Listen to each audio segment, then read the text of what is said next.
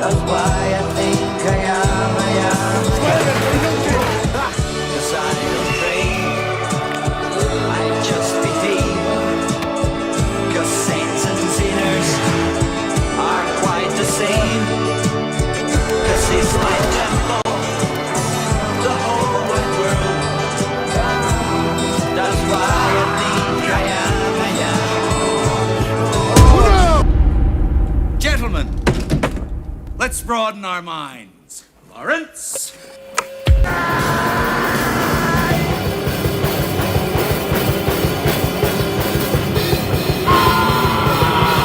Market zero!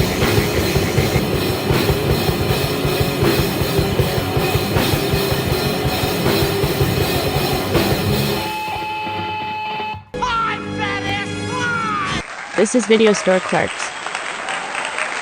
Welcome to the store.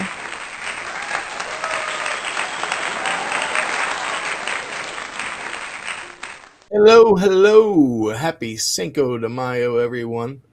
It is Tuesday night, May 5th. Hence, happy Cinco de Mayo. Buenas noches! We are your Video Store Clerks. This is Psycho Clown. I'm Chad Magnifico. Yo soy Miguel! I'm Chuck. Perfect. That's what I wanted to hear. How you fine gentlemen doing today? Muy bien, gracias. All right. As you can see, we are dressed up as luchadors to celebrate the movie we are discussing this evening, Nacho Libre. The 19.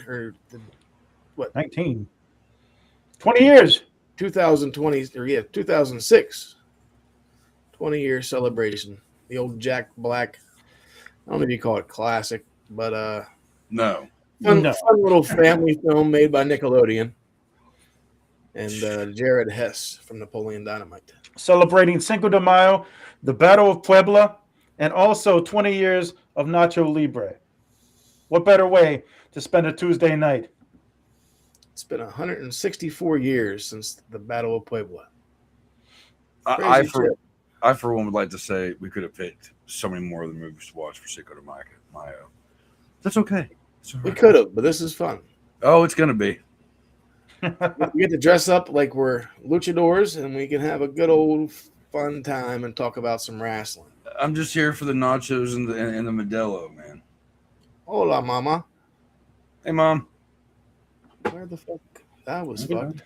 What'd you do? I don't know. I clicked the button. Órale. It's the curse of La Llorona. Ay, caramba. Exactly. I don't know. So before we get into this Nacho Libre, we're going to run down like we usually do with some news, talk about the flick, hit the clip, roll some ads, flock on. So without further ado, gentlemen, let's hit the news.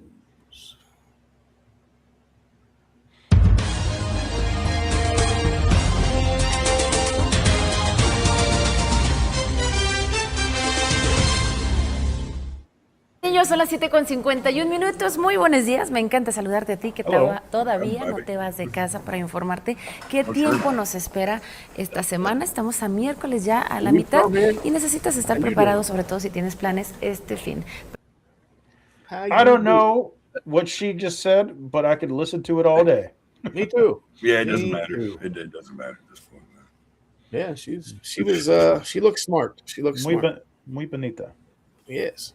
Greatest clip, So, greatest news clip all year so far. As always, first thing we jump into in the news is the domestic top 10 Billboard movies. So this week we got number 10, The Drama, at $908,000. It did 46.9 mil the last 5 weeks. Nobody went to the movies. No? No. Nobody. Because number 9, you ready for this one? Number 9. Not one person. The anime. That Time I Got Reincarnated as a Slime, the movie from Tears of the Azure Sea. That is the title. Wait, that's the whole thing's the title? Yes. You just said? Okay. Yeah. It did $947,000. We ran out of room on the marquee. Yeah, like that's a fucking mouth and a half full. That's like a shitload of street corn in your mouth. That's Man, I could go for some street corn. it's like that Alanis I've been, Morissette album. I've been craving some street corn like the last 2 days watching this fucking movie. Yeah, you like that dirt dog shit we had out in Vegas, right? That was fire. That's what's up. Number 9, Deep Water did $2 million first weekend out. That's the airplane film where Ben Kingsley and Aaron Eckhart were pilots, and then they land in a ocean, and then they have to survive, and the sharks come, as they usually do. Camera 1, camera 2. Camera 1. Trying to figure out which one looks better. That one looks better. This one? Nope. Flippy floppy. Now you're back. Which one? That one. This one? Yep. This one? Nope. Wait, no. Wait, this one? You're making me dizzy. Number 7, The Mummy. All right. Did 2.2 mil this week, doing 27.3 the last 3 weeks. And number 6 newcomer, Animal Farm, $3.2 million. I did not watch a trailer for that. It got by me. No relation. No, not the sequel to Animal House, unfortunately. No, or Funny Farm. Christ. Number 5, Hokum, did $6.4 million. That looks interesting. It looks good. There's some reviews out there saying good things about it. I don't know. We'll see. We'll see. If you're a fan of the director's other work, you know, Yeah. Caveat and Oddity. Oddity. Yeah, I love those movies. Oddity was good. So I'm excited about that. Yeah. Number 4, Project Hail Mary did 8.5 mil this week, doing 318 mil the last 7 weeks. And number 3, Mario Galaxy did 12.1 mil this week, doing 403 the last 5 weeks. And number 2 is Michael, fell out of first place, did 54.4 mil this week, doing 184 million. The last 2. And I know who es numero uno. What is it? El Diablo. It is Devil Wears Prada 2, $76.6 million. I've never seen the first one. Never plan on it. Not your style. Nah. I don't give a fuck. Oh. Well, we did have a few deaths this week. We had Bo Starr passed away at the age of 81. Jonathan Tiersten passed away at the age of 60. Dude from Sleepaway Camp, right? Yeah. And Mr. David Allen Coe passed away at the age of 86. Yep. Crazy shit. Love him or hate him, he was a legend. And yeah, so that's no fun. Yeah. And we got some birthdays though. We had a lot of birthdays today. A lot of birthdays. Well, good. I was also going to add the John Sterling, the famous legendary Yankee broadcaster for the Yankees, passed away. I don't know who that is, but all right. I'm gonna keep up with baseball. Bummer, That's man. okay. That's Rest okay. in peace. But we got some birthdays. Birthdays this week. Brooke Hogan turned 38. Who? Brooke Hogan, Oh, Hulk Hogan's daughter. Daniel Fishel turned 45. Topanga. John Rhys Davies turned 82. Kurt Sutter turned 66. Henry Cavill turns 43. And our good old pal, Lance Henriksen, turned 86. There you go. Oh wow. So happy birthday to you lovely folks and everybody else that we missed and has birthdays this week. Indeed. In other news, Long Legs 2 gets a release date for January 14th, 2028. It's to pick up where the last one left off. And then last week we were talking about the Lost Boys musical, and now they were in talks of making the Trading Places musical. So that should be really interesting. What? Yeah. Like Dan Aykroyd, Yeah. Trading Places. That's hilarious. That could be pretty fucking interesting. There's going to be a lot of F-bombs in that one. That one's not going to be for kids. Spielberg is to make a Casper series. Casper the Friendly Ghost. Why? Because why not? No. Why not? Apparently. And then Zack Snyder's going to be making an MMA movie called Brawler to Brawlers. So why not? Bawa to Bawas? Brawlers, Brawlers. And what else we got here? Oh, the Texas Chainsaw Massacre reboot is going to focus on the family, being directed by Kerry Barker. So we'll see how that goes. Ooh. Yes, musical. Question. Interesting. Yeah, the Texas Chainsaw Massacre thing. I wish they would just like pick one of the stories that they're going with and just run with it for a little while instead of keep remaking the first one or whatever the fuck they're doing. Like, I think it'll be better if they just focus on the family, because like a lot of this shit kind of did get twisted towards Leatherface more. well, So yeah. hopefully, it's, I don't know. Like I'm wondering if it's going to be like kind of right before, say, like when the first one may have taken place, like to show like the backstory of what the fuck the family's been doing. Well, fingers crossed. I'm a big fan of the franchise. I like just about all of the movies. I was waiting for your opinion on that whenever I saw it. I was like, oh, shit. I'm gonna keep my fingers crossed like I do all the time. So far, the only one that I really hate is the second one they called Leatherface. Other than that, I like the rest of them. Even that one on Netflix. That's right. I love that one. I cheered when I first watched it. Everybody else can bitch about all they want. I like it. I think this town loves prime meat.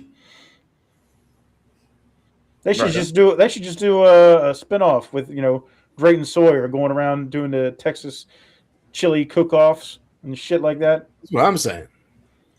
Just call it damn peppercorns. And just have fun with it. Like make it into like just a silly thing, and then you have Leatherface show up every once in a while and cut somebody up. That's all you got to do. Have fun with it. Yeah, this shit ain't science. I'd be all right with it. Yeah, right. I'm with you on that one. Do it. Yeah, buddy. Somebody. Get old Chop Top back in the mix. Yeah. Yeah, man. I wouldn't be mad about it. Why would you be? Get old boy Bill Moseley paid. Other news. The Evil Dead Burn dropped a new trailer, and it shows the Deadites. And this is making me way more excited than I was for Evil Dead Rise. Man, I'm all for it. Yeah, I told you I made a peace with Rise, right. And after watching it like 6 times, I finally ended up realizing I like it, and I want them to keep making these movies, and I'm really excited after watching that trailer earlier. Yeah, I think it's gonna be good. It looks very promising. It does. Unlike this mask. Oh, that looks lovely. It's not. And, season 2 of Dexter Resurrection announces 2 big stars this season: Mr. Chris Jericho and the horror icon Kane Hodder. I heard about that. Yeah, It's gonna be a fun one, I think. I do too. They better not. I mean, I wish they had made a season 2 of like what was the fucking other one when he was a kid, the prequel joint. Oh shit, I don't remember now. I wish they would have did a season 2 of that too. I wish they never would have canceled that shit. But was that the one with Christian Slater in it? Yeah. Gracias. Thanks, Mom. But that's all the news I have for us this week, folks. Next week we will be on to other things. So now let's jump into the topic of Nacho Libre. Viva la raza! Now, I know, Chuck, you had mentioned that you had some things to say about this film, and before we actually get into the film, I would like to hear these things.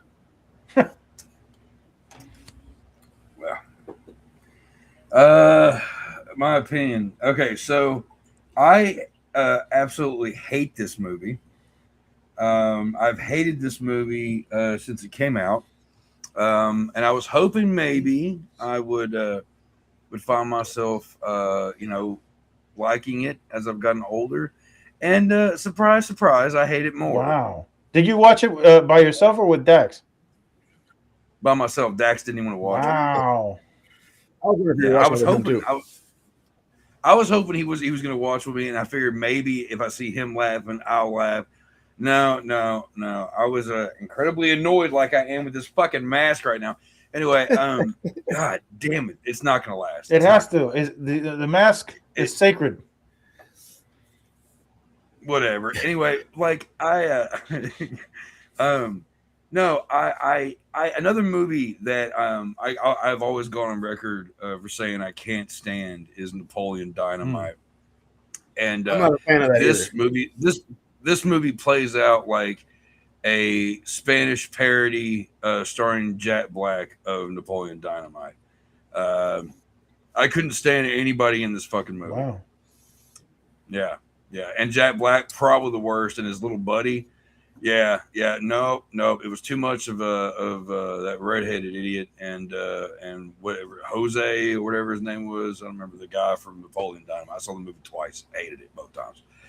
I just don't like it. Don't like it. So What the fuck is that kid's name? One Napoleon? That Pepe? Something like that. Vote for Pedro. There we go. Yeah. So it's probably just gonna be me sitting there nodding my head and drinking Modelo and eating some nachos more than anything. Perfect. So I'll just chime in whenever. So enjoy the show. No, wait, no. Now, are you a Jack Black fan at all? I mean, a little. I don't hate the guy. Yeah, I don't hate him. But I just hate this movie. Well, I know sometimes for you, if you don't like the actor or actress or the lead in a film, that's already I won't fucking it's watch very it. dissuading for you to begin with. So I wasn't sure how Jack Black kind of ranked on your scale. If it's like, all right, I got a little heat with Jack Black, then maybe you're not gonna put this movie over just as much. But I mean, it's no, not really. I mean, I like Jack Black for the most part, but unfortunately, this was one of those movies that I tried to wipe it from my memory. Thank you, Chad. and yeah, I just this was miserable for me. I could have been doing anything else. I could have. I don't know. I could have been. I don't know. Watching the rain fall. I could have been reading a book. I could have been doing anything else. But watching this movie. But I like you all, and I figured I'd play ball. So yeah, here I am. Woo! Well, I'm glad I gave you 92 minutes of memories. No, because I don't remember much from it because I didn't care. There's not a single part of the film that made you laugh or anything. There was one part where I kind of went, huh? What was that? It was when when Jack Black's buddy or whatever, like when they kind of had their little spat, I guess, like they were like fighting. And at one point, like he pulls him up, pushes him down or something. He makes a stupid face, and it kind of cracked me up for like 5.2 seconds. And then the rest of it, I was like, God, is it almost over? And I kept checking. It was like 30 more minutes. Why, God, why? And then eventually it was over, and I was in a much better mood, and I went to bed. Well, see, this is probably only like the second time I've seen this myself. And probably the same goes with Mike. So that's why it was an interesting pick, because we always talk about how we always do stuff that we always like. So we figured we kind of wing this one. But this was let's be honest, all right. We only wanted to do this film to wear our lucha masks. All right. We've been ever since I went down to Mexico and got these masks, I was like, we got to figure out a way to get them on the show. And we could have done 3 from Hell. That would have been better than this, and we could have still bitched about it. But this is, we got the tie-in with the lucha, Cinco de Mayo, all of that, to come together, and it would do Nacho Libre. And like Chad said, we're always excuse to eat nachos.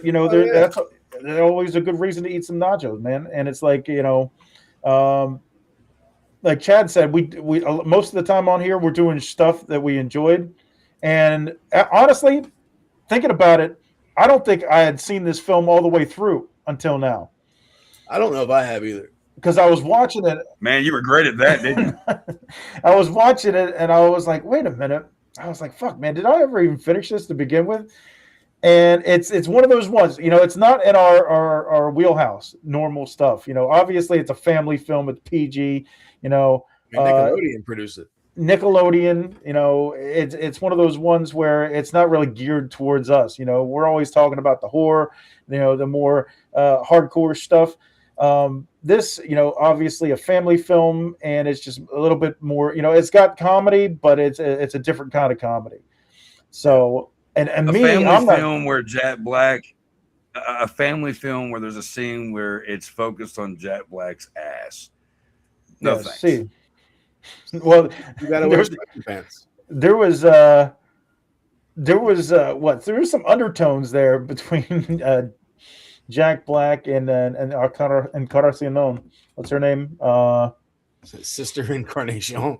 Yeah, Ana de la Reguera. Guerra. I'm terrible at names. See, we even had Mama Nasty watch it. She checked it out. Never would have watched it. What do you think, Mama Nasty? Go ahead and chime in. What you thought about the film? I'm just gonna guess that's her nice way of saying she hated it. But what did you think, Mom? Maybe, but yeah, there was some undertones between him and the sister. Like when she was touching his leg and he's making all these faces and everything like that. And it's like, all right, I don't know. I don't want to watch a lot of family films recently, so I don't know how far they go in this day and age. I know this was 20 years ago, but yeah, there's family movies these days have all kinds of interesting shit in them now. I'm like, what Do the they? fuck? Oh That's yeah, so weird. cussing and like all Dude. kinds of adult shit. I guess she said it's interesting. It's Mom hated it. But Well, it it's was weird, too, different. because It was right after different. before the- It was different. Like right before this, Jack just did fucking King Kong, and then he did the Pick of Destiny that he did. yeah. Tenacious Yeah, I D. like those movies. Oh, I mean, I like a lot of his movies as well. Like, I still like that little fucking part he had in Airborne whenever he was Augie. That fucking rollerblading movie from like back in like '93. Yeah. Him and Seth Green. That was my shit. I guess whenever I first saw Jack Black, and then I remember seeing like High Fidelity later on, but I Oh yeah, High Fidelity. don't think I ever finished this either, Mike. Probably because you had something more important to do, like laundry That or sleeping. I don't know. or washing Whatever. the dishes, or really anything else better to do. Crocheting a massive doily. I mean, But more fun. that was interesting nonetheless to go back there. And then I found out that like it's loosely based on a true story of Fray Tormenta, Reverend Sergio Yes. Benitez. Oh, I'm sure he would have been very, very happy to know that a white rich actor played him. Maybe. No, I highly doubt it. But he was, I mean, like the story is really kind of loose. Like basically, it was like he was a priest and a wrestler, and he wrestled for the children, like the orphans and shit. So like he definitely he wrestled to make money for the orphanage. Yeah, Fray Yeah. Tormenta was very popular back in the day, and he, like you said, he wrestled, and all the money he got it would help and go towards the orphans. Kind of like in this film, Jack Black is, kind of, he gets conflicted there once he starts making money, because it's like he like right out the gate he ends up getting like food, like really good food for the children and the other people there. And then it's like, then he slowly goes towards like, fancy clothes and shoes and all these things that he doesn't need. So, Yeah. It's that underlying sentiment that, originally he was doing it for all the right reasons. And then he got it kind of sidetracked with a little bit of selfishness. I mean, I feel like that's what you would do anyway, like for anybody. Like if you're kind of like used to having nothing because they eat beans every day. That was like slop. That was gruel. Then like the scene in the beginning though, whenever he's like, because he ends up being the cook, because he ends up being an orphan and then raised by all the friars. Yeah. Then he ends up being a cook for him, and he's cooking for the children, and then he's making beans the one day, and the one kid's like, "These are terrible" or whatever, and he takes a taste of them, and then he fucking sneezes, and that shit comes out his nose, and he smears it all over his face, and I'm like, ugh. I'm like, that's so fucking gross. Looks like he had shit on his face. Well, speaking of, wasn't there a scene? I was watching it and I was like, wait a minute, did he just not pick up some shit off the ground and smear it on that guy's face? On Steve's, Yeah, like on during their training. Skeletal? Yeah, I was like, what? Yeah, I'm not sure what that would do to you, but I don't know. That was weird. yeah, very weird. Oh man. And then this the one fucking dude we were talking about the other day, Mike. Whenever the guy with the mustache, Yeah. it has like The- the whole thing cut out in the middle, and he has these two little pieces on the end. The fuck was Julio. his name? Guillermo or something like that. Well, the actor's name's Julio Sandoval. He just plays the snaggletooth monk, is what they called him. But yeah, he's got the mustache where it's shaved down the middle, and he's only got the two ends. I was like, what the heck, man? Oh, that was a terrible look. The Fu Manchu looking thing. Yeah. Yeah. And then he ends up having a thing for the sister too. But I mean, used she's to- I bad. used to have Like, a she's Fu Manchu. smoking. You know who that is, right, Chad? Who the Anna? Yeah.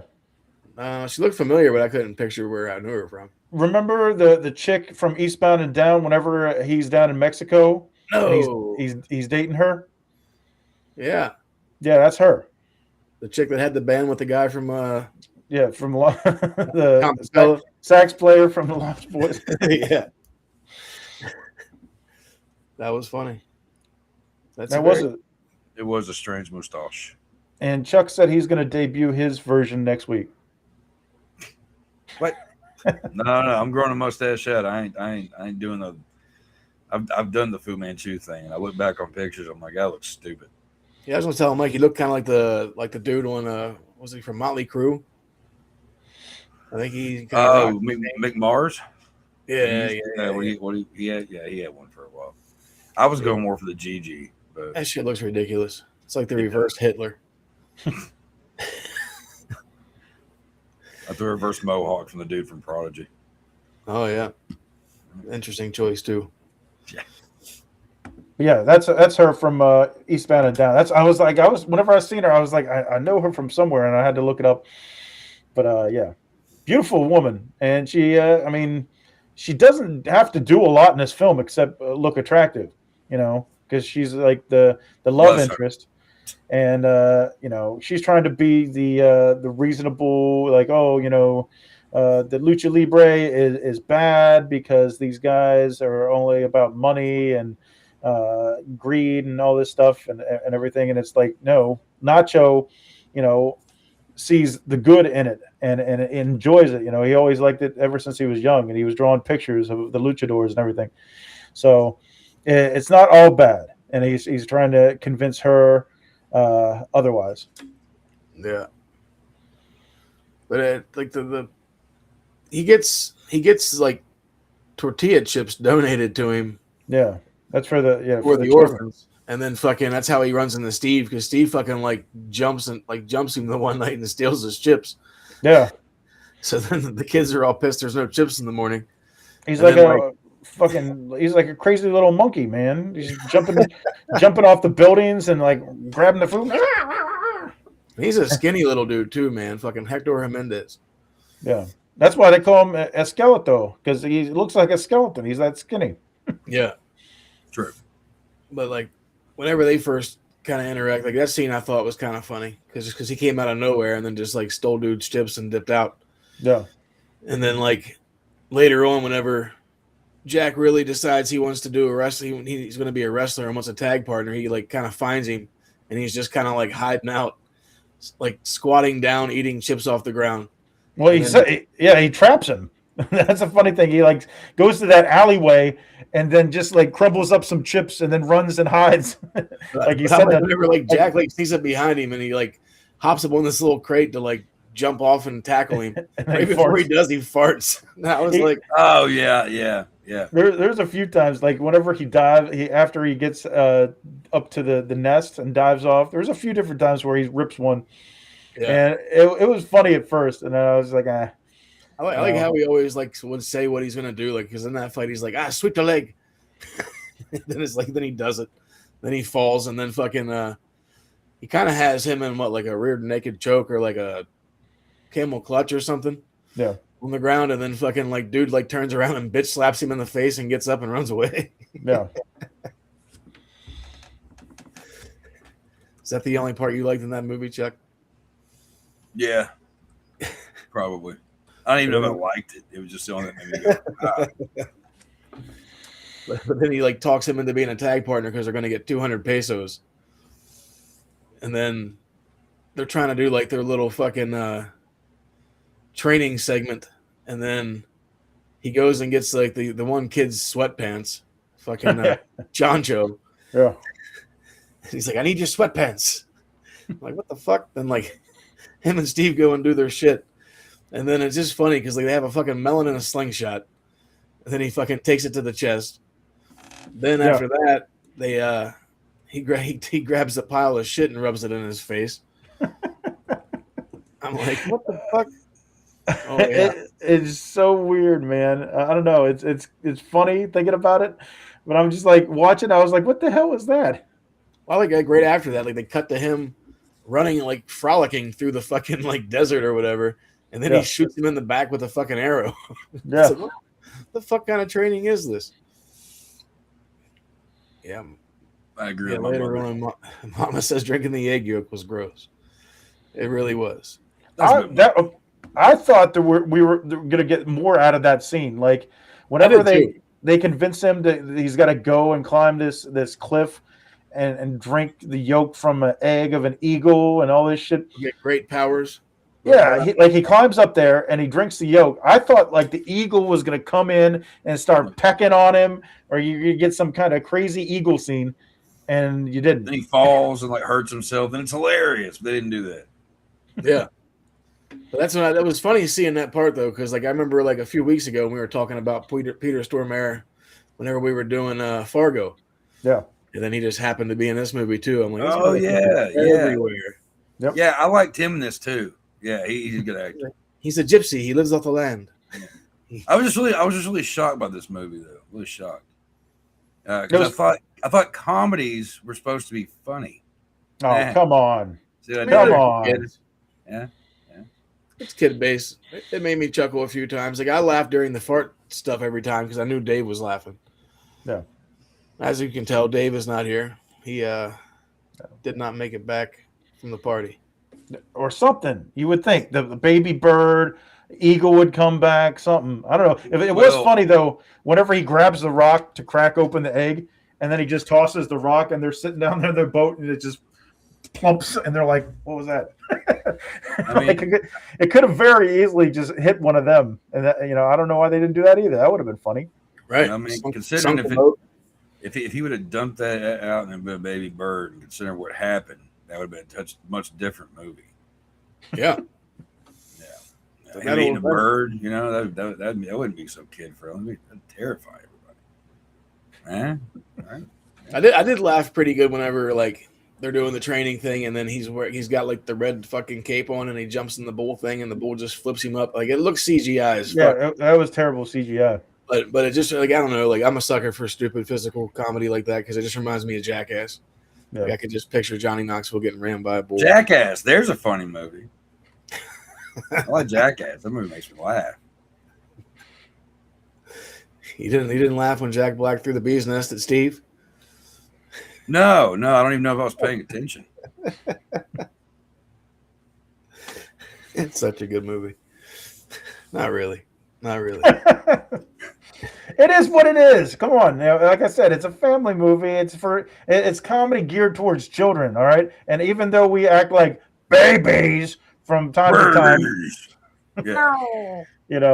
Hey, but you know what? In my defense, though, I do watch kid movies all the time. I watch a lot of movies with Dax and stuff, and there's a lot of better ones, a lot of better kid movies than this one.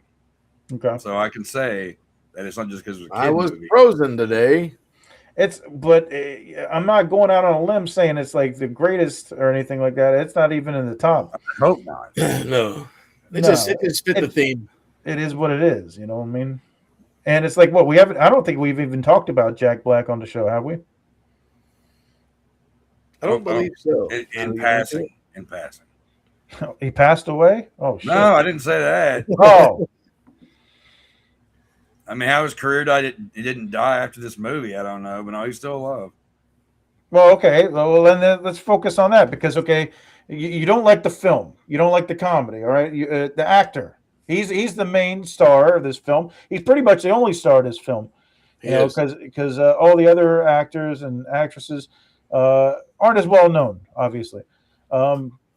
Jack Black. What? Okay, if this film doesn't register on your radar, what would you say is one of your favorite Jack Black films? High Fidelity. Okay, that's a good one. Or I like School of Rock's all right. That's a fun one. Yeah, It's a fun little kid film. Yeah, see, that's a fun one. You know, let's do a rock and roll. There's a few others. I mean, you know, like there's. Yeah, I mean, he's okay. I mean, I'm drawing a blank right now. I know there's movies. There are movies where he's in them that I like. You said you guys watched Minecraft, right? Oh yeah, Minecraft. It was okay in that. And then plus he's what, Koopa in the new Mario? Yeah, he's good in that. Yeah, see, Kung Fu Panda. Yeah. Yeah, that he does do a lot of kid stuff now that I think about it. Yeah, he does. And that's where the money is. Jumanji. He does a great job, except for this movie. Even Mom likes School of Rock. Yeah, of course. Well, yeah, we're rock fans. And one of your favorite films, I'm surprised you didn't mention Biodome.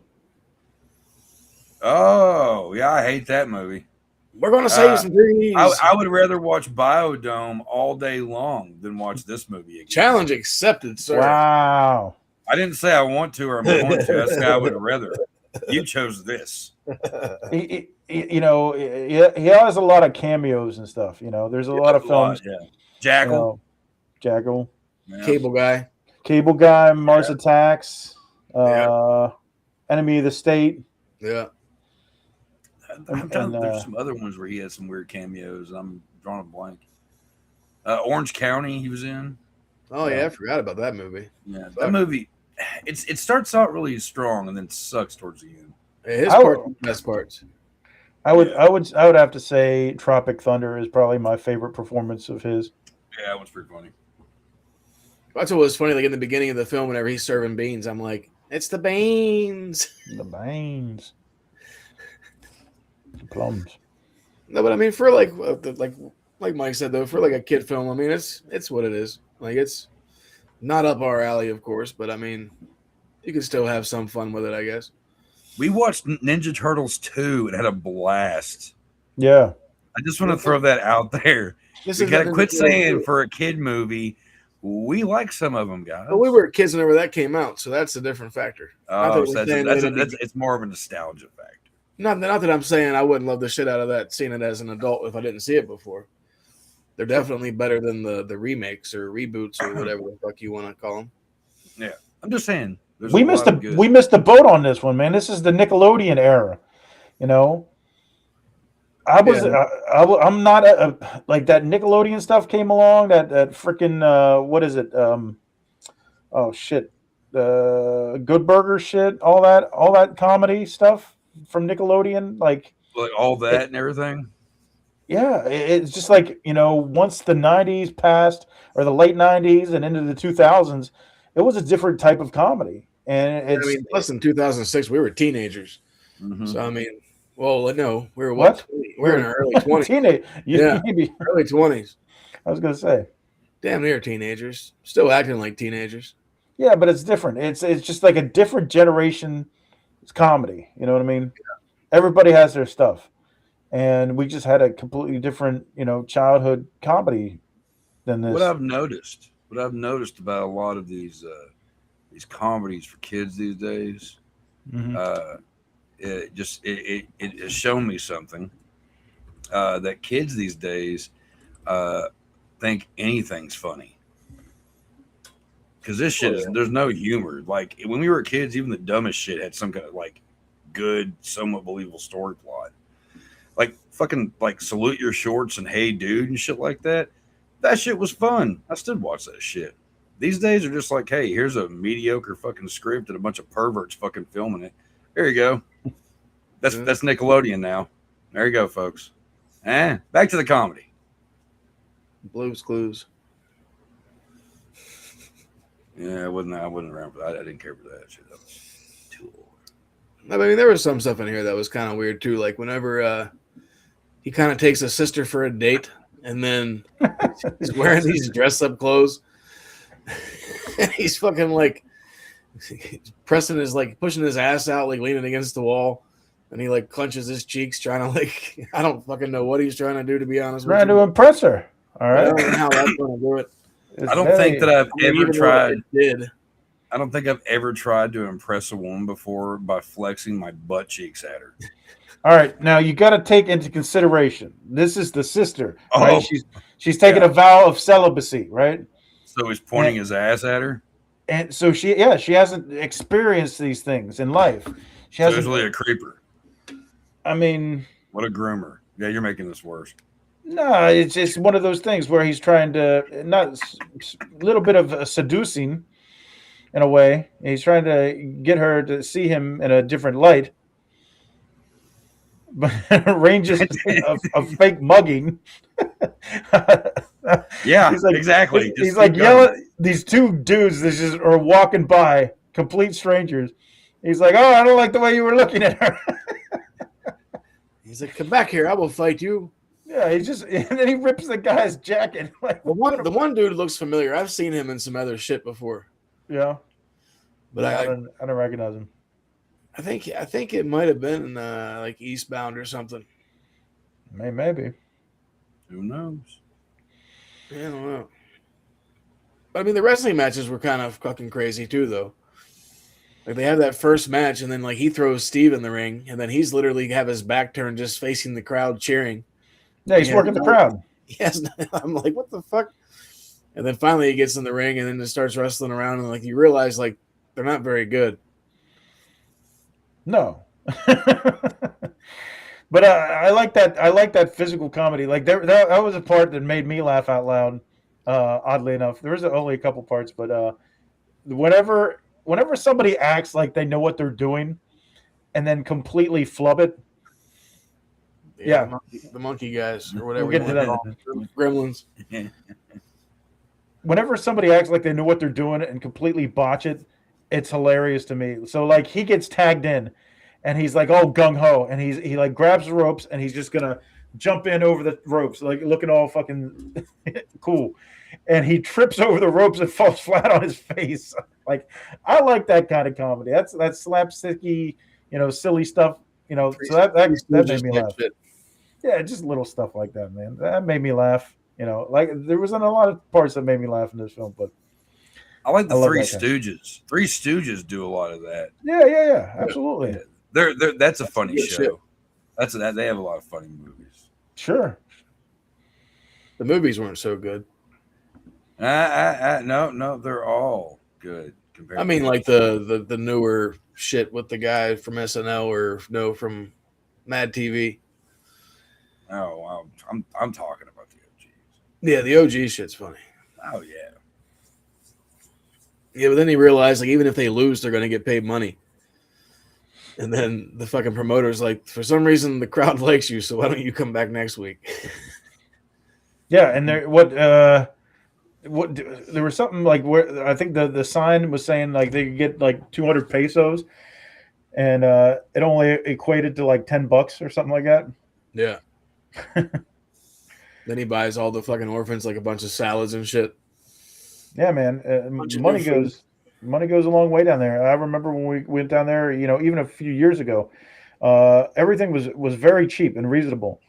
I loved it down in Mexico, man. I've been trying to get you guys to go. That's like the next big trip. I want to take everybody back down to Mexico so we can have a good time. No, I'm good. Some No, luchador wrestling. I don't need cartel. I'm good with that. There's too much shit that goes on in Mexico. See, that's the misconception that it's not. There actually is like a lot of places down there where the cartel is allowed. There is a lot. There is places that have the cartel. That's like okay. There's a misconception here because it's like okay. I've had family live like on the border of Texas and Mexico. Like okay, but if your family lived in frickin' Compton, then they'd be like, oh yeah, there's fucking gang shit everywhere. Because just because you live right where the cartel is doesn't mean the cartel is everywhere. Yes, there is a presence of the cartel. That's just too close. That's just too close for comfort. But here's the thing. I heard all this stuff whenever I was getting ready to go down to Mexico. They're like, oh, cartel. They're chopping people's heads off, all this shit. there are certain places that you don't go because it's cartel controlled. Right. But there are many places you can go and enjoy it, and it's an amazing and beautiful place. Yeah. Yeah. Si, senor. Yeah. Just like I said, too close for comfort because, like, no. Regardless. Fuck it. Mama Nasty loved Satan's Cavemen. Is that what they're called? The two little guys. Oh my gosh, those guys were crazy looking. Yeah. I don't remember what they look like. What? Well, they had little fuzzy heads, man. Yeah, Oh, yeah. I They think were I actually fucking like miniature cavemen. Maybe I do remember. Little mini cavemen. Those guys were fucking great, though. Fucking biting everybody. Yeah. Mom said she'd been to Mexico. Metamoris. Oh, cartel country. Mm-hmm. like I said, it depends on where you go. Yeah. I know There you that. go. There you go. Satan's Yeah. Cavemen. Those things. Rah. That's terrifying. They kind of look like little versions of the guys from The Hills Have Eyes. Like the original. Yeah. Now, are they real wrestlers in Mexico? Those guys, I'm not sure. I don't know who played those. I don't know either. But they cracked me up. The one thing that did make me kind of like laugh too is how fucking Jack Black's always talking to Steve about Christianity and God and this, that, and the other thing. And he's like, I believe in science only. Yeah. And then he's like, have you been baptized? He's like, no. And then he fucking just walks up and like dunks his head in water. He's just like, there you go. I was like, he's fucking trying to drown this kid while he's eating a salad. You don't like the orphans? Yeah, that was kind of funny. Yeah, Chuck. You don't like the orphans? Yeah, I have no problem with orphans, except I feel bad they're orphans. But I have a problem with this movie because it sucks. I do. I like how he tries to explain to the orphans like what he does and how important it is and how meaningful. Like he's talking about his like what he goes about his day doing, like all these little inconsequential things. And he's like, oh yes, it is so great. You know, I have to, you know, make the food and then walk around and then I clean up the food. You know, he's just talking about mundane shit and trying to put it over to all these orphans. It's like I was in town doing priestly duties. Yeah. Fucking dude has like influenza and he like just walks in, the guy's sleeping in the chair and he fucking puts coins on it, like says a prayer, puts coins on his eyes and then covers him with a fucking blanket. Thought he was dead already. Didn't even check. I like the fact that I guess it's the wife that's there. She just doesn't say anything. She's just like, all right. She, like just baffled. I couldn't tell if she was blind or what. And then he just pulls that cloth off his face like, what the hell are you doing? Crazy. But then they had like the little montage where they're wrestling like the twins and then like the, I guess, the Mexican demolition. Yeah. Bunch of different characters in this one, man. That's a good question. Yeah. What's that? Oh. What the orphans think of the guys that played the orphans think of the movie. They probably had a great time. His old Chancho was Darius Rose. I've seen him in something else before too. I think it was some Antonio Banderas movie. Probably. Wasn't the kid that was in 4 Rooms, was it? No, he was in Bruce Almighty. Yeah. That's the only other movie of name. So I was way off.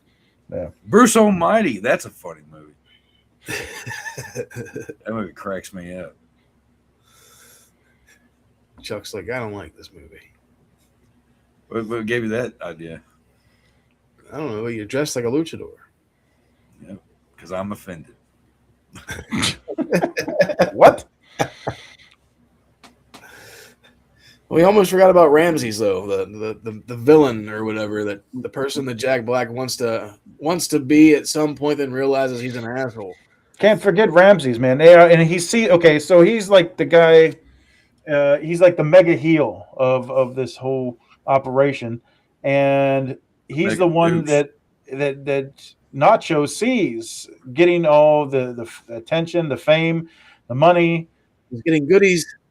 Yeah, and he's The like, he women, the wants that. power. Yes. So, and that's played by Silver King, who died back in 2019 in the ring. You know, he had a heart attack after a match with Juventud Guerrero. Damn. But he was, you know, if you watched WCW in the 90s, you would have seen Silver King at some point. What the frack? Where'd you go? I'm a ninja. Darkness is spreading. Weird. That's a terrible angle. Yeah. Yeah, R.I.P. to Silver King. He does a great job as Ramses in this film. You know, he looks like $1 million, and you know, he's kind of the jerk. You know, the one point whenever Nacho actually gets to interact with him for the first time, the children, they're out in the city and they see them coming out of the gym, and the children want an autograph from Ramses because he's the most popular luchador. And he goes over and asks him, and the guy just kind of blows him off, and then ultimately pushes him down. The thing I didn't get was he had that interaction with Nacho right there where he shoves him down. You know, obviously he's a monk or he's a friar, so and it's like this guy's just shoving him down like he ain't shit. And then it's like they have that big party, and he shows up there and he sneaks in with the band. I was like, how does he not recognize him? Like he just saw him. Yeah. Who's Mama Nash talking about? Ramses? Maybe. The Silver King? Silver King was the wrestler's name in WCW. Well, I was reading some shit too that I guess Frey Tormenta, like his last match was in 2011 in AAA. He'd been doing stuff all the way up until like 2011, 2012, something, whatever. I think one of the last things he did, they brought CMLL brought him in, and that's like one of the big organizations down in Mexico, and he was one of the ones that gave the blessing for the new Mystico, who is like kind of one of the more popular luchadors currently. Yes. See. Because I was trying to watch some of his shit, but I only saw like that one match that was from 2011. Yeah, they didn't do him right in WCW. He looked kind of goofy. Here, I'll pull up a picture real quick. This is him, and this is him without the mask, because that was how they were doing in WCW. Man, they were pulling people's masks off, and yeah, it wasn't cool. So this was Silver King, whatever he used in WCW without the mask. Does look weird. He looks more Native American than anything because of the cowboy hat. But they did that with all the luchadors, man, and that's a thing. Like if you're not familiar with lucha libre and the culture, the mask is sacred, like literally sacred. It's not, you know, you get the wrestling from the U.S. You have masked wrestlers in the U.S. and Japan, and it's more of a gimmick where it's like, okay, I'm going to wear the mask for a while and play this character. But for luchadors, this is a lifelong thing. Like you are always this character, you know. And if you take off the mask, it is a huge deal. You know, there's many times where it's like a luchador will go with his mask for decades and then have like a mask versus mask match, and then loses and has to be revealed. And usually that's like right before they're getting ready to retire or something like that they'll lose the mask, and it'll be a big ordeal. And yeah, man, it's something that's very revered in Mexican culture. Indeed. I like the luchador wrestling way more than the WWE shit. Well, they take it like so seriously. I mean, not that the other wrestlers don't, but like for them, it's a completely different world, man. I'm telling you.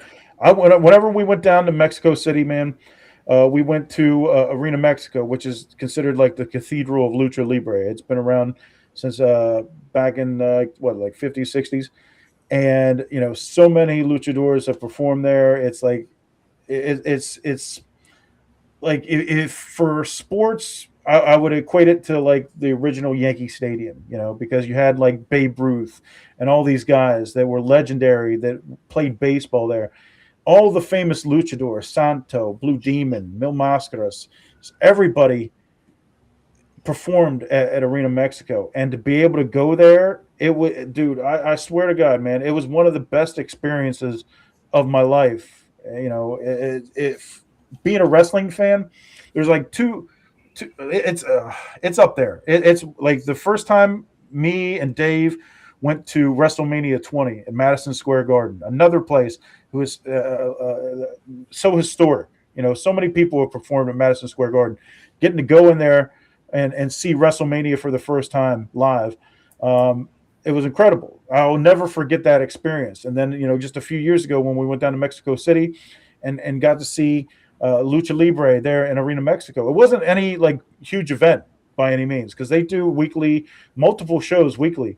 And it was just an amazing experience. And I felt that same kind of history, you know, walking in there and just being able to see everything. They treat the Lucha Libre like we treat like NFL or anything that we hold in high regard in the United States.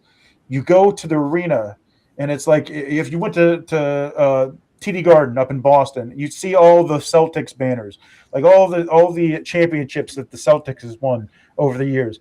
Down here in Arena Mexico, they got banners of all the different luchadors and everything like that. It is incredible. Here, let me pull up some stuff real quick, because I gotta share this. All right, so here's some pictures from whenever I was down in Mexico City. Now, first thing that you notice whenever you're going to one of these Lucha Libre shows, there is a whole city block, and I'm not exaggerating, of all these different vendors that have every single kind of luchador mask you could ever want. They have all kinds of different wrestling merchandise, toys, freaking shirts, you got old luchadors that are there doing meet and greets on the street, and just like for blocks and blocks. It was incredible. I couldn't believe it. It was like the Super Bowl was going on, and it's just like a weekly show. So like they got all this stuff, anything you can imagine, you could purchase. And another cool thing, you know, all these murals, like everywhere you looked around the arena, there was, and this is outside, there was murals of wrestling, Lucha Libre that going on. This is, you know, right here is Arena Mexico. This is what it looks like from the outside, the main entrance right here. You got the different luchador females right there in picture. You got a mural on the side of a building with Darth Maul holding a luchador mask. You go across the street. They had restaurants with all these different luchador masks and paintings, just everywhere. Like this is such a part of their history and their culture that everybody takes very, very seriously. And it means a lot to them. And it meant a lot to me just being able to experience it like that. You know, even the little things, like they'll serve drinks up in little wrestling rings like this. And I was like, oh, that is so cool. You know, Pretty dope. What is that? What is that? I don't know. It's some drink with. Is that a churro on top? I think so. That's delicious. You can dip it in the drink, maybe. I don't know. But here's the inside of Arena Mexico with all the banners and everything, like I was telling you about. It was just a different, you know, like it was a refreshing thing, you know, for being a wrestling fan and the way wrestling has been so commercial over the last 20 years, you know, ever since WWE went public. It's a different product. They're geared towards, you know, pleasing the shareholders and everything like that. Here, this is inside. Oh, wow. That's pretty dope. Like as soon as you walk into Arena Mexico, there's this mural that goes all the way across. Like incredible painting.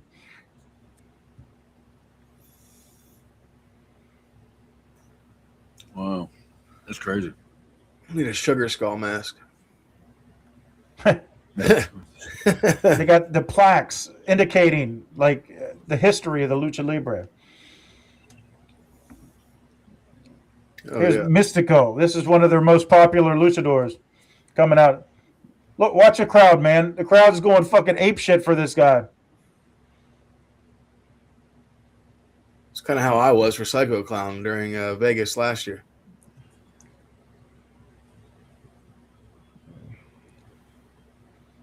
And it's, dude, that.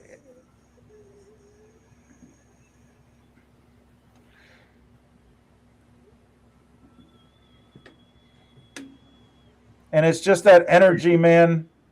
Like, it's something that I truly loved, and I want to go back and experience it again, because it's like, you know, the U.S.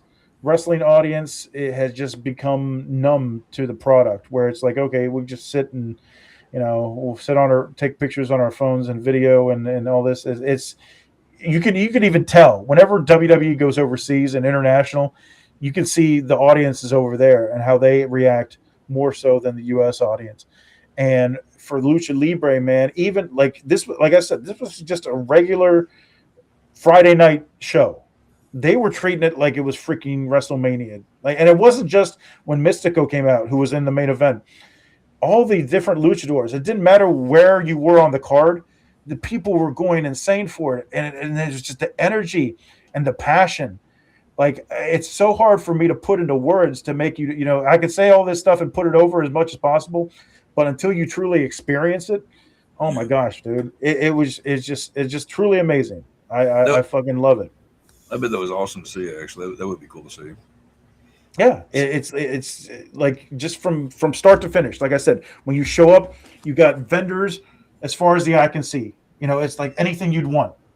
And then you go in and you got all these murals, and they treat it like, you know, it's so meaningful, and you just don't see that in the U.S. anymore. You know what I mean? Yeah. And I can't emphasize enough. If you get a chance to go down to Mexico City, go to Arena Mexico, Arena Coliseo, either one of them, and experience CMLL down there. It's one of the best ones out there right now. AAA is owned by WWE, so whenever we were down there, we also saw a AAA show, and I didn't enjoy it as much, and that's because they ran out of one of the arenas down there, the Mexico City arena, where it's felt like a U.S. venue, like it's very commercial, you know, just like going to like one of our stadiums or arenas or whatever. It didn't have the same feel as going to Arena Mexico. So, but CMLL has been there for a long time. Oh yeah. Good night, Mama. Adios. Night, Mom. Night, Andy. I know you're over there somewhere. Thanks for coming by again, because you are our number one fans. Absolutely. She's even watching this whatever movie. Yeah. Thanks for being a team player, Mom. Hey, you know, that's what it's all about. But yeah, man, I know it's hard. Do you ever? Okay, so like, well, you know, one of the biggest luchadors in history, El Santo. You know, they got statues erected down there, like he was like one of the greatest of all time. I mean, if you put El Santo, if you did a poll down in Mexico of the most popular people in Mexican history, he'd probably be in the top 10 or 15. This, you know, this is how much he meant to the culture.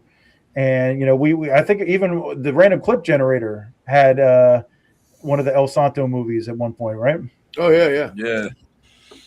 So it's like you go back to the 60s and 70s and you see these, you know, all these kind of B films to us, you know, it kind of put Santo on the map, you know, especially down in Mexico, where this guy was just a living legend, and people would come out and see him, and it meant so much. And then this Lucha Libre, you know, ended up influencing Japanese culture. You know, that's why you see guys like Jushin Thunder Liger and Tiger Mask and all that, is because from the Lucha Libre from Mexico, you know, they were inspired. And then obviously in the U.S., we started taking on mass wrestlers and everything like that. You know, I remember back when I was younger, some of the first guys I would see was like the Killer Bees, or, you know, Super Destroyer, you know, Blue Blazer even. You know, when Owen Hart was wearing the mask, it's a Blue Blazer.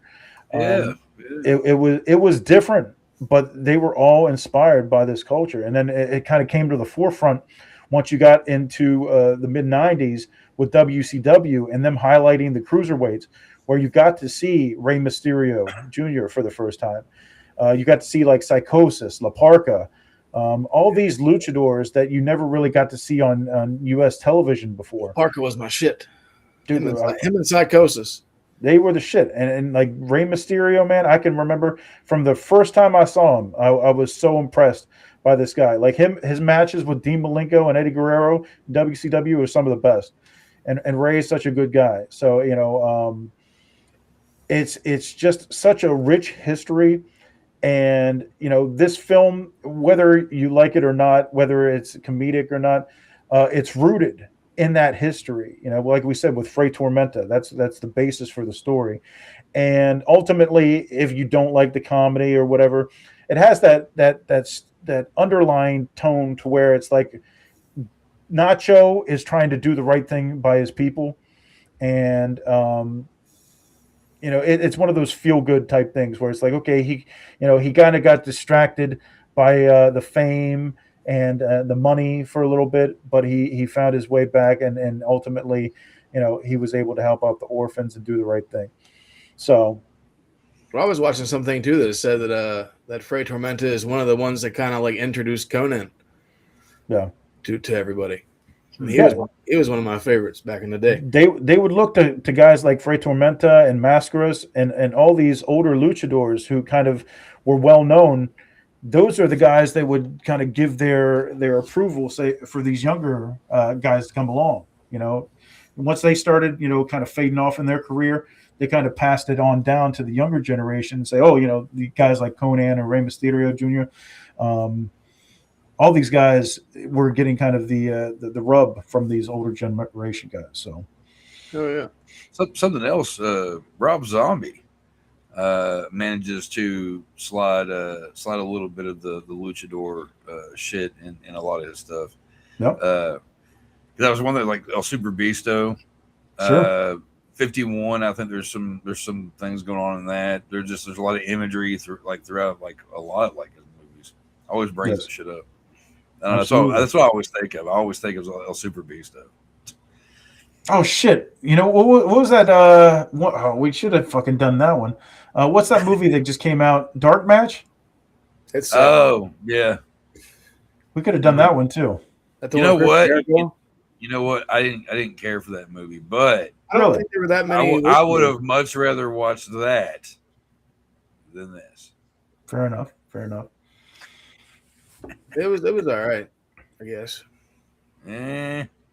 I don't remember any luchadors being in that really either, though.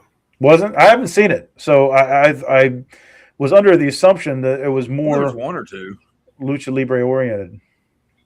No, I don't know. I didn't really pay that much attention. I just remember I wasn't play that.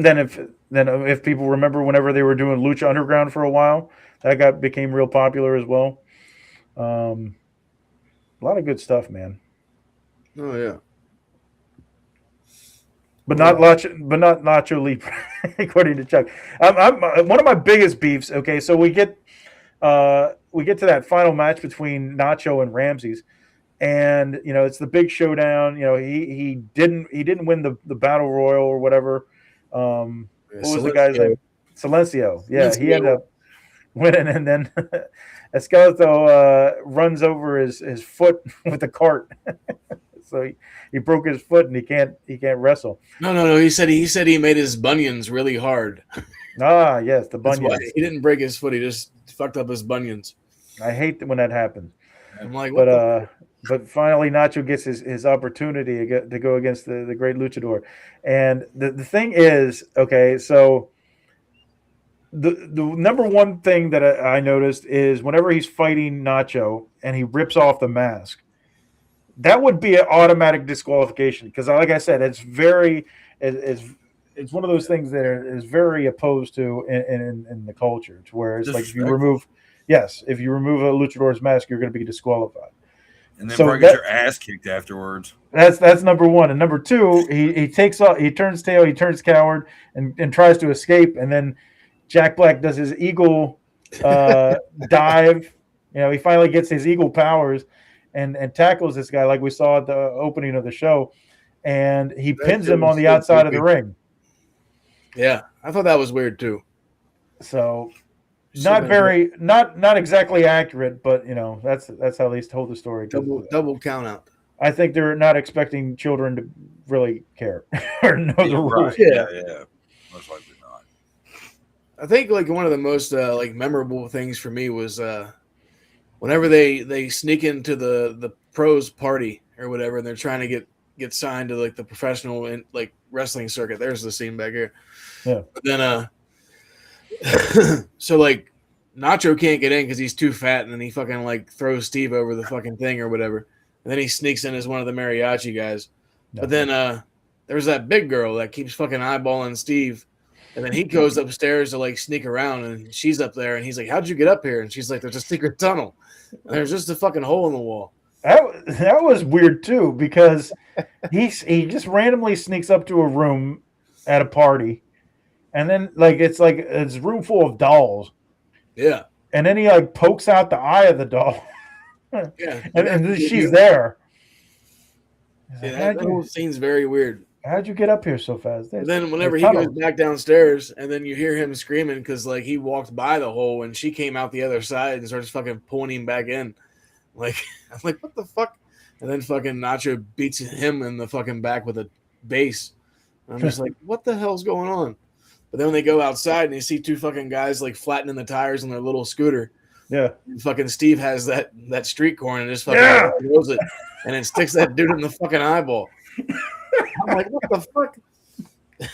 Like, that was the best scene in the movie for me. It was so random, dude. And I have no clue. Was that woman supposed to be the promoter's wife or I have no idea. Daughter? I wasn't quite sure what she was supposed to be or who she was supposed to be, but she was loving on. That sold me over in that scene. Like, that was the best part of the movie. And then they just move on to the next scene like nothing happened. It didn't happen. So nothing to see here. Killed some dude. All right. Ridiculous. Speaking of corn, I hear Chuck Nasty eats corn the long way. What? No. Actually, I don't.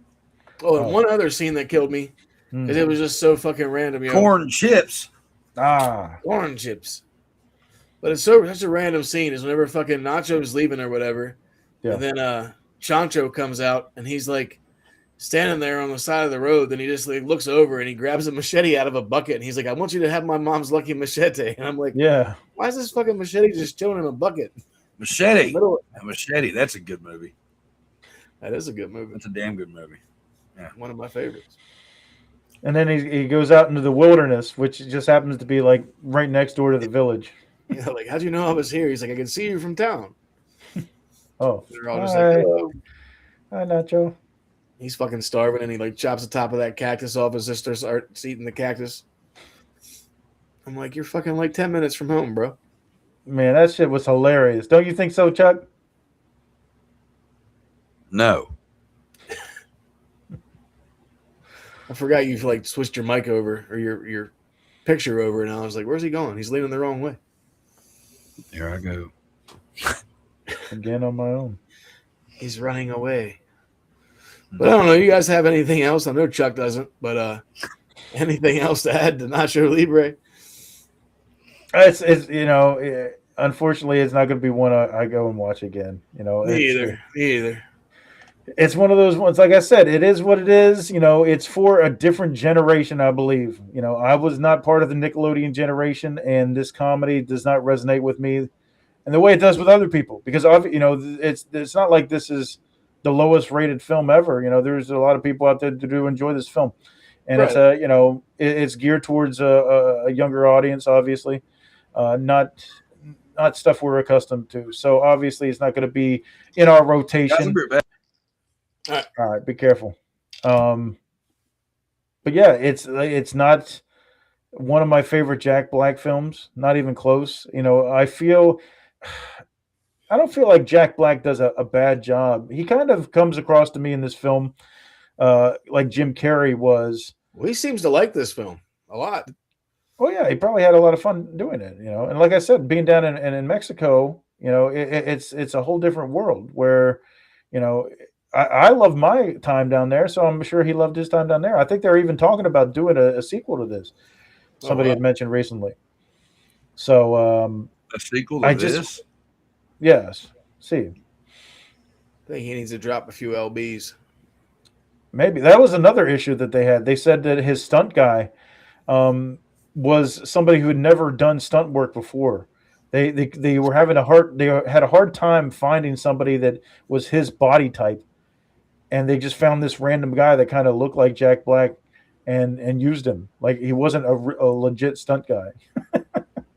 It's like, do you mind hurting yourself to be in this film? No, sold. Okay. But no, like with all of the different mannerisms and things he does here, the over the top stuff. I feel like this is one of his performances where he's trying to be more like Jim Carrey with the physical comedy and everything like that. I know he likes to do that a lot, but this is, one of those ones where he's finally, he's got a starring role, and he's kind of trying to be a little bit more animated. Because kids love that kind of stuff too. So, Kids love an acrobat. Well, it's like the end of this movie too, like because he beats Ramses, he gets the monies, he gets all the human monies, and then he gets the bus like he was saying he's going to do, and then they go to like a field trip or whatever, and they're all just kind of standing there looking, and then he has that fucking goofy ass, weird ass smile. And I'm just like, what the fuck? And then it kind of like ends, and I'm like, what did I just watch? Okay, I got a question. How would you interpret this? Whenever he's driving the bus there at the end, there's like a little baby up on the visor or whatever, like a little doll baby. Is that supposed to indicate that she's pregnant? Is that the way you took that, or what? Or you missed that? I missed that. Okay. I didn't care enough. Because I just saw that whenever he kept looking back at her and like making weird faces, like he just looks so fucking creepy, yo. Like that smile at the end, that shit was just scary. Like he could make fucking, he's gonna turn them all into lampshades by the end of it. That would have been a movie. I know he indicated turns them all into luchador masks. That would have been a more entertaining film. Makes human skin luchador masks. Probably more hilarious too. Man, that's a movie right there, Chuck. I'm telling you. That luchador mask made out of human flesh. Yeah, see? Hey, here's an idea. Yeah. Oh, maybe we need to cue that up, man. Maybe we need to get a script going on that, where there's a luchador going around killing other luchadors, and then taking their faces and making masks out of their faces. Or he just kills other people, makes the whole face that like does the whole mask out of the faces thing, and then makes them wrestle him, and then kills them. We could go somewhere with that. I'm just saying. I think we're on to something, gents. Or it could just be a killer that wears a fucking luchador mask. There you go. Nothing wrong with that. But no, he indicated in that letter he wrote to Encarnacion, and I keep fucking up her name, Encarnacion, about how he had feelings for her, and that if they hadn't taken their vows, that they could get married and have children. So I don't know if we're to assume that they broke their vows and became a couple, or what. That fucking song he writes about her is fucking goofy. Yeah. He talks about something about gas, and then he wipes his tears.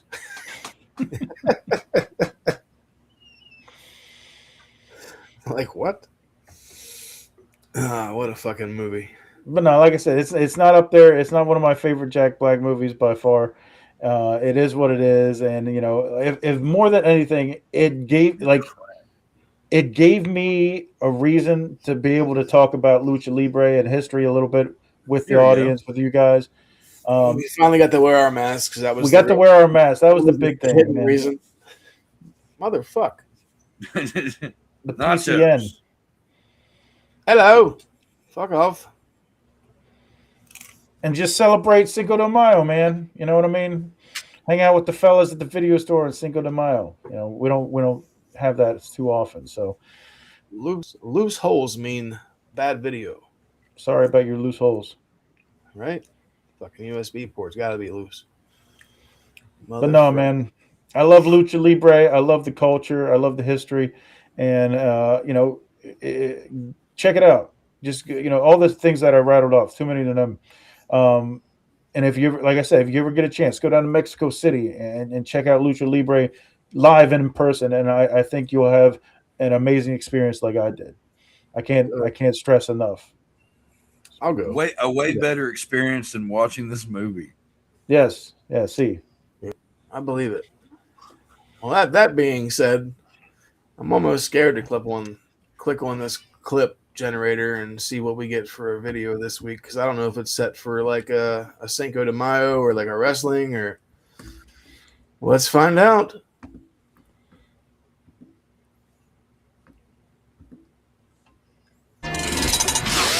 Hey. You get out of here!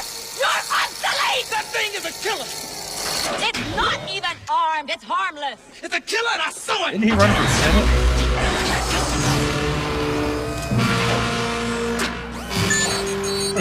Whoopsie.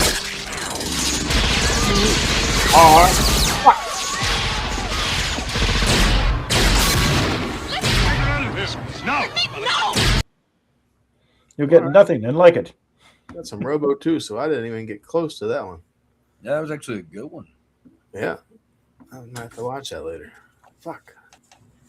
It's been a while. All right, let's check out some ads for these cats and get them some human monies. Her. See.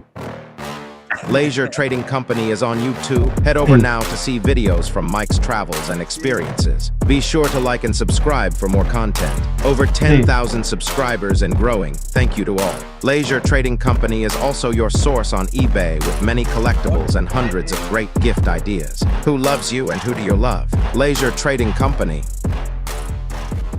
You bit off a little more nasty than you could chew. Now you gotta deal with all the nasty coming down your throat.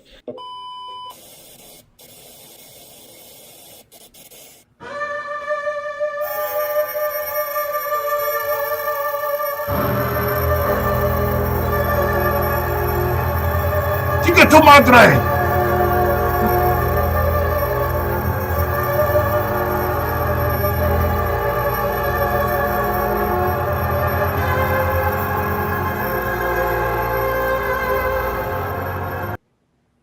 Scurry.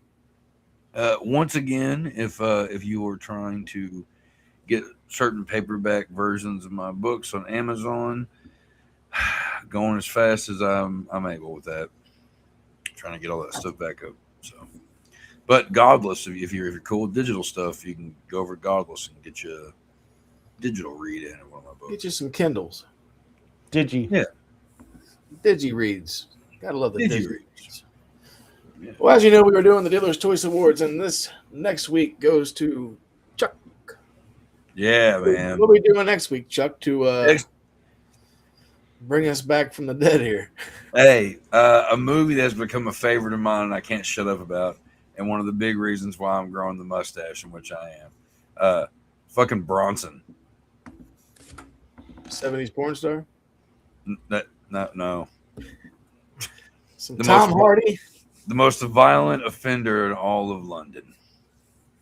Old Tom Hardy. Was that 2009? Something like that. Very young Tom. Oh, wait. 08? Yep. That's a good film. It's a good film. Film about Charles Bronson, the criminal and not the actor. But the only thing he's not in prison for anything, which we'll talk more about that next week. But he's not in prison for anything except for fighting all the time and occasional robbery. Occasional. Like, it's weird. It's crazy. Have you ever seen it, Mike? I have not. Oh, awesome. Okay, cool. I'm familiar with Charles Bronson though, because that came across my radar many years ago. Whenever the book came out, Solitary. What is it? Solitary something. Shit, I can't remember now. But I remember the book. My buddy had the book, and he was talking about this guy who was in solitary confinement, and he was just absolutely ripped and jacked because while he was spending his time in solitary confinement, he would do all these different exercises. He created all these different exercises for him to do, and he took that time and got in the best physical shape he could. So, I just wanted to stay in prison, and it's still there. He's a badass. Yeah, man. Solitary Fitness. That's what it was. Solitary Fitness is the book. Yeah, it actually sold quite well too. At least over that way. Yeah. Yeah. Apparently, right. it's actually pretty good. So more on Bronson next week. Charles yeah. Bronson, not the actor. Yeah, it's over on Tubi for free right now, so everybody can go check out Bronson. Come Doing a back lot and of hang stuff out with right us next week. They just put Nacho Libre on Pluto, Saw that. Yeah, I saw that. Yeah. so I'm glad Dave bought it. It's on Paramount, Pluto, and it's free on YouTube. He got Oh, double shit. fucked. He got double fucked. Damn, man. But yet they don't have. But when we need something like a Friday the 13th movie on Friday the 13th, fuck that idea. That's what I said. I was like, if it's a movie we all really wanted to watch, it would be nowhere to be found. Well, you know what? You know, the joke's on us, man, because Jared Hess and Jack Black, those guys were laughing all the way to the bank, man. The budget was $35 million and ended up grossing $99 million. So great success, even if we say we didn't like it. Yeah. And we did. So everybody, thank you for stopping by on this. We did say we didn't. We didn't. You don't confuse people and think we liked it. No. We said did. We didn't like it. We did say we didn't like it. Yeah. I'm not gonna shit all over it, you know, because it is what it is. Like I said, it wasn't like there was terrible acting or anything like that. It's a thumb in the middle for me. Just one thumb in the middle. That's it. I ain't gonna do the up. Just covering the starfish just enough. Yeah, we got you. That's it. Nacho. That's all you need sometimes. The old plug. All right. Well, thank you guys for hanging out and enjoying Cinco de Mayo with us, talking about some Lucha Libre. Yes. See, muchas gracias to all of our viewers and subscribers out there. We're getting new subscribers every week, man. We appreciate y'all from the bottom of our black hearts. All things as well.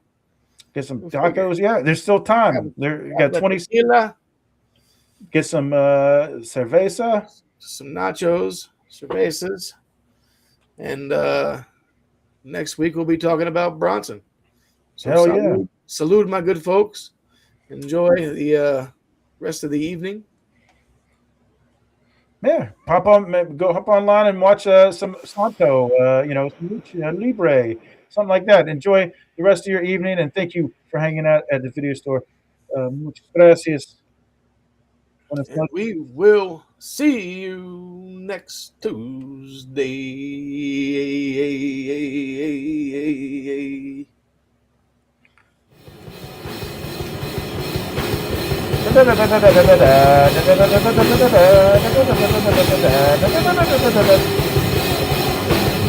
Los Naked Mariachis. Babies!